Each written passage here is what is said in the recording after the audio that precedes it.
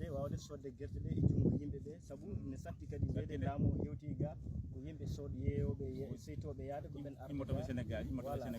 noon kadi watte hakkille amen ne feewi aron hewtode amen wawen sodde gerte ɗe e ɗum kadi ne walla kamɓe remoɓe ɓe o haali ɗo e gerte ɗe ko nafata hono yeeyigol so yeeyi ɓe heɓa ɓe naftoro e gerte ɗe kadi ɓe ñaama e hin so eɗen andi ndemal woni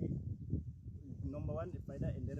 leydi kala to yiiɗa leydi ndemal ngal hettani ɓaawa ko wiyete agriculture e sengo neɗɗo kadi kamɓe yaltuɓe ɓe o andi remoɓe wonɓe gaaɓe hine nafa ko heewi faade ɗe gerte hine sukka ko heewi hono gawri en goɗɗi en nafay onon ko maaro ko rek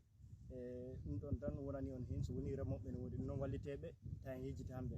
noon Sissoko min weltike no feewi wawɗa darade ɗo handade e Ñamanaar TV holno yiiɗa kadi affaire Ñamanaar TV oɗo télé jeeyaɗo ɗo e nder Ñamanaar oɗo kam no ardi ɗo ni o tempu o ari e taye makko ɗo kam hine moƴƴita remoɓe fof ne welti min o miɗe welti remoɓe fof ne welti